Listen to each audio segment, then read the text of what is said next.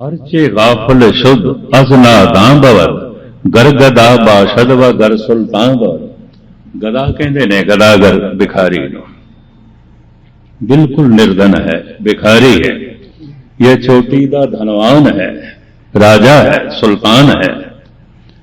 अगर रब नू याद नहीं करता तो भिखारी भी मूर्ख है और धनवान भी मूर्ख है। हर चे गाफल शुद्ध अज नादान बहुत नादान है, मूर्ख है। गरगदा बाशद व गर सुल्तान व, भावें सुल्तान है ते भावें भिखारी है, भावें मुफलिस है भावें अमीर है, मूर्ख है। गुरु नानक देव जी महाराज कहते निरा मूर्ख नहीं मूर्खां दा सरदार है। मूर्खां सिर मूर्ख है जे मन्ने ना ही ना, निरा मूर्ख नहीं है, मूर्खां दा भी मुखी। ਉਹਦੀ याद नाल इतना आनंद मिलता होवे ते भुलाई बैठा, ਉਹਦੀ याद महा खुशी होवे ते भुलाई बैठा। तुद चित आए महा आनंदा जिस विसरे सो मर जाए। हुण भाई साहब भाई नंद लाल आप भी दो प्रश्न कर दें। गम चे बाशद, गम की है, दुख की है, दसो गम की है।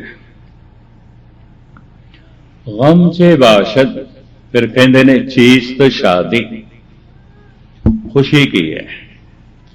ईरानी भाषा का शब्द शादी, इहदे अर्थ आनंद कारज नहीं है, इहदे अर्थ केवल खुशी है। ई दिल शाद अस्त, ये दिल बड़ा खुश है। ई नाशाद अस्त, ये खुश नहीं है। शाद खुश, शादी खुशी, आनंद कारज नहीं है। आनंद कारज लई उन्हां कोल दूजा शब्द है निकाह कहते हैं।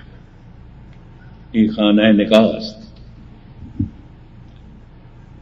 ई दिल शाद अस्त, ये दिल बड़ा खुश है। ई खाना है शादी अस्त, इस घर दे बड़ी खुशी है। भाई साहब कहते ने चीज ते शादी, खुशी की है, दसो। गम चे बाशद, गम की है, दसो। आदमी हैरान हो गए भी कोई सवाल है। गमगीन ते मनुख होंदे ने, अक्सर मन दे तल ते होंदे, दुखी ते लोग हैं। पर दुख क्यों है ये मनुख नूं नहीं पता। ये भी मैं अर्ज करा, क्योंकि महात्मा बुद्ध कहा करते सन दुख है, दुख है, दुख है, पर दुख का कारण भी है, बिना कारण तो नहीं है, उसका कारण भी है। फिर वो कहते सन निवृत्ति का साधन भी है, फिर वो कहते सन सुख भी है, सुख भी है। ये दो भाव थानू गुरबाणी च भी मिलणगे। जैसे सतगुर दी बाणी ऐसा फरमान कर दिए, दुख की पंडा खुलियां सुख ना निकस्यो खोए। हर मनुख दुखों की पंड है और कुछ भी नहीं है। 1 लाख मनुख बैठा होवे, दुख दियां पंडा ही बैठियां, गुस्ताखी माफ, जरा खोल के देखिए सिवाय दुखों तो और कुछ भी नहीं निकलता। दुख की पंडा खुलियां सुख ना निकस्यो खोए।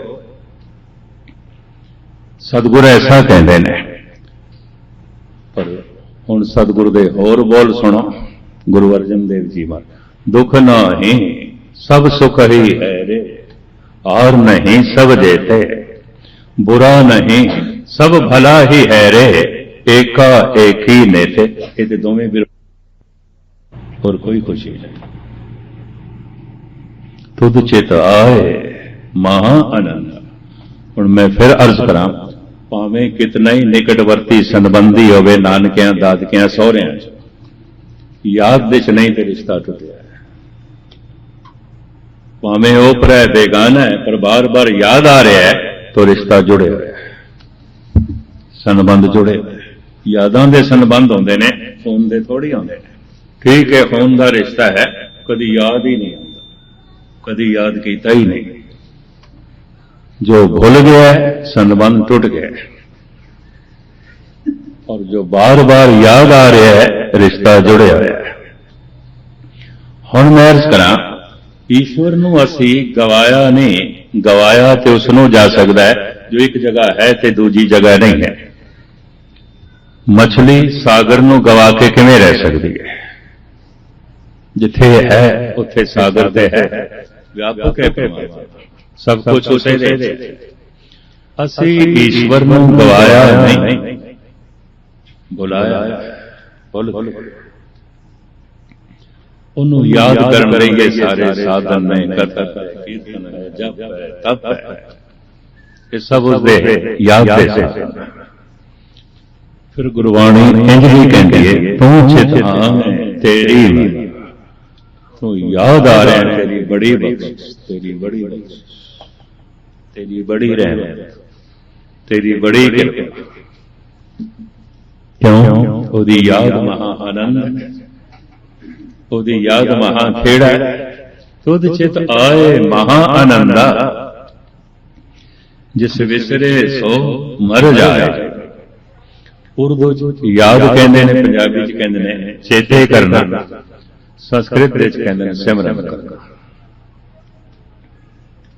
और सिमरन करने नाल होंदा कि ये गुरु अर्जन देव जी महाराज दसदे ने, ये चंद मिनट अर्ज करके मैं समाप्ति करदा। प्रभ के सिमरन होए सो भला, प्रभ के सिमरन सुफल भला। ਇਹਦੇ अर्थ जो ग्रामर के मुताबिक प्रिंसिपल साहिब सिंह ने किए ने, वो भी मैं थोड़े सामने रखा। फिर फरीद कोठियां का टीका, पुराने निर्मले उदासी जो इसके अर्थ करते सन, वो भी मैं थोड़े सामने रखा। प्रभ के सिमरन होए सो भला, जो प्रभु का सिमरन करता है, ਉਹਦੇ ਨਾਲ जो कुछ भी हो जाता है, वो कहता है भला, ठीक ठीक, जो हो गया ठीक, जैसा हो रहा ठीक। वो हर वक्त प्रार्थना चाहता है। साडा जिहड़ा मन बनया है, धार्मिक विज्ञान ये कहता है, या ते अंदर वासना रहेगी मन दे, या प्रार्थना रहेगी। वासना दे च मंग होगी हर वक्त, प्रार्थना दे धन्यवाद होगा, शुक्राना शुक्राना, तेरा शुक्र, तेरा शुक्र, तेरा शुक्र। वासना दे गिला होगा, शिकवा होगा, प्रार्थना दे धन्यवाद होगा, शुक्राना होगा। ऐसा धार्मिक ज्ञान कह रहा है, मनुख प्रार्थना दे नहीं जी रहा, वासना दे जी रहा, गिलियां दे जी रहा, हर वक्त गिला, और हर एक ते गिला, समाज ते गिला, परिवार ते गिला, और गिला इतना वध जाता है, गुरु ते गिला, परमात्मा ते गिला। वासना गिलियां नूं जन्म देंदी है, प्रार्थना धन्यवाद नूं जन्म देंदी, शुक्राना, तेरा शुक्र, तेरा शुक्र, तेरा शुक्र। इन्हूं मैं विस्तार सहित ना बयान करा, इतना ही अर्ज करते हैं।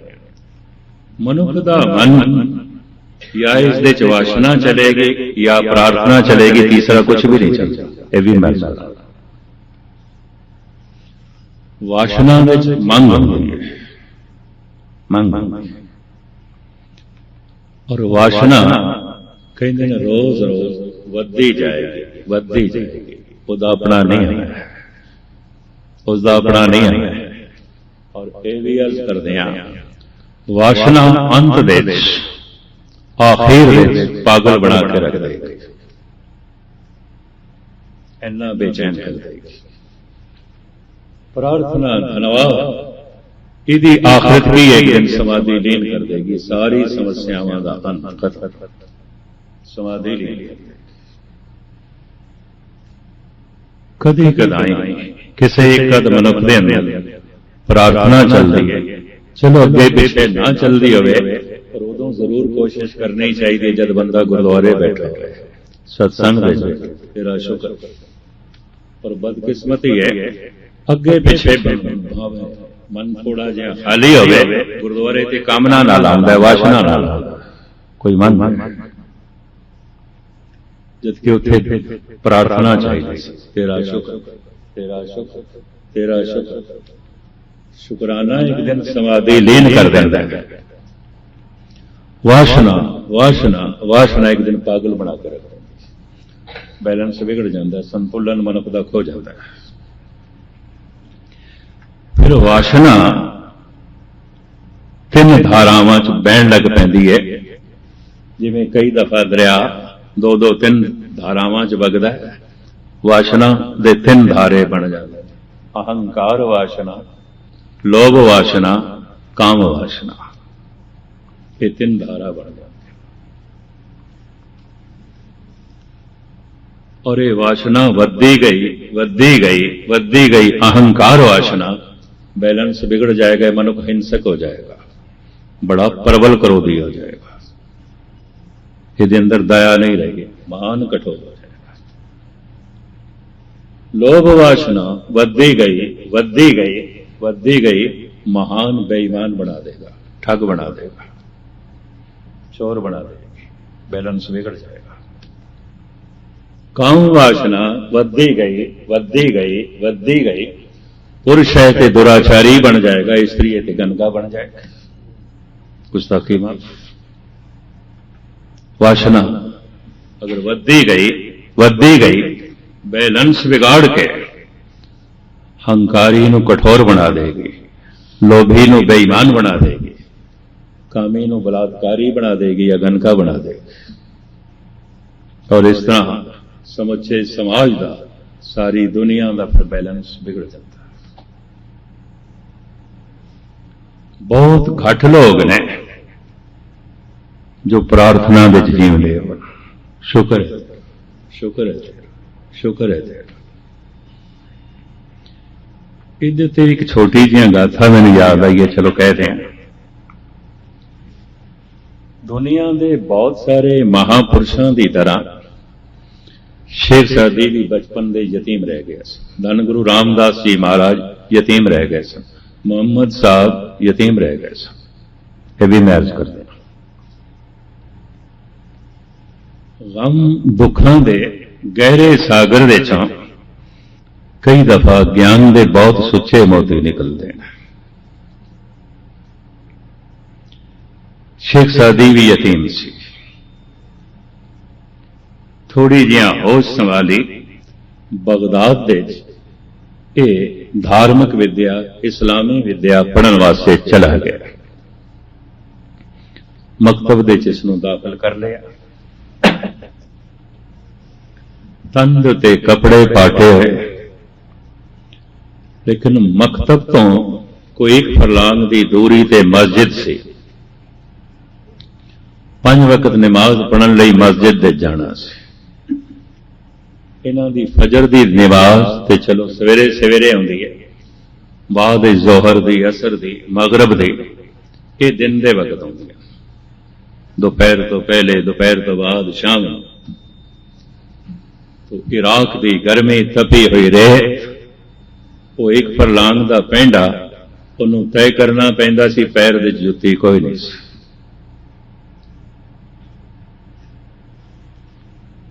इसके अंदर वासना जागी ते मंग जागी, ऐ खुदा तू किसी नूं बड़े सोहने सोहने उठ दिते ने, असवारी करते ने, मस्जिदां च नमाज पढ़न जाते, किसी नूं तू इराकी घोड़े दिते ने, उस जमाने दी गल। किसी कोल तिल्लेदार जुत्तियां ने, जरीदार जुत्तियां ने, साडे कोल पार्टी जुत्ती नहीं, मेरे पैर जलते ने, छाले निकल आए ने, साडे कोल पार्टी जुत्ती भी। मकतब तो पहुंचदा मस्जिद तक गिलियां नाल भरे हुए, क्योंकि वासना मंग मस्जिद भी वासना करके जा रहे हैं। रोज इस तरह जाता, फजर की नमाज से ठीक लंघ जाती है, अमृत वेला उदों रेत ठंडी होती, ईशा की नमाज भी ठीक हो जाती सी, सूरज गरूब होने तो बाद रात। पर ये 3 नमाज़ां ये गिला करदा होया है, मस्जिद तक पहुंचदा सी ते पढ़दा सी नमाज, कोई रस नहीं बनता सी। की रस बने? अंदर गिले चल रहे, शिकवा चल रहे, अंदर कामना चल रही। एक दिन इसे तरह गिले करदा होया जा रहा, कहंदा खुदा कमाल है तेरा इंसाफ, किसी नूं बड़े सोहने सोहने तू उठ दिते ने सवारी वास्ते, किसी नूं इराकी घोड़े, किसी नूं जर्रीदार जुत्ती, साडे कोल एक पार्टी जुत्ती नहीं, मेरे पैर जलदे ने। छाले निकल आए ने। नमाज पढ़नी भी जरूर, मकतब दे पढ़िया जा रहा है और उत्थों का हुक्म कि 5 वक्त विद्यार्थियों ने नमाज से पढ़नी। अज भी इस तरह गिले नाल भरिया होया जोहर की नमाज पढ़न लई आ रहे हैं। मस्जिद के कोल पहुंचया ते की देखदा है, एक वो मनुख मस्जिद दीयां सीढ़ियां ते चढ़न की कोशिश कर रहा सी जिहदियां दोवें लत्तां नहीं सन, उपर चढ़न की कोशिश कर रहा सी। हथ जुड़ गए शेख सादी दे, खुदा मैं जुत्ती नहीं मंगदा, गल छड्डी मैं, तू मेरे पैर सलामत रहन दे, तेरा बड़ा बड़ा शुकराना। मैं गिला करदा रहा, तू मैनू जुत्ती नहीं दिती, पर मैं कदी देखिया नहीं कईयां कोल पैर भी कोई नहीं, तेरा शुकराना। कहने पहली समाधि उसकी उसे दिन लगी नमाज जब शुकराने नाल भर गए, प्रार्थना नाल भर गए। प्रार्थना दे धन्यवाद आंदा है, तेरा धन्यवाद, तेरा शुक्र। कम से कम पाठ करन लग्या मनुख शुकराने च होवे, वाहिगुरू मंत्र जपन लग्या शुकराने च होवे, कीर्तन सुन रहे है प्रार्थना दे च होवे। प्रार्थना का मतलब नहीं अरदास का यह मतलब नहीं कोई मंग, अरदास दे धन्यवाद, तेरा शुक्र। संस्कृत का शब्द प्रार्थना है, सतगुरु ने शब्द सानू दिता है अरदास, अर्जे दास, हाथ जोड़ के अर्जोई करने, प्रार्थना करने, अर्जे दास।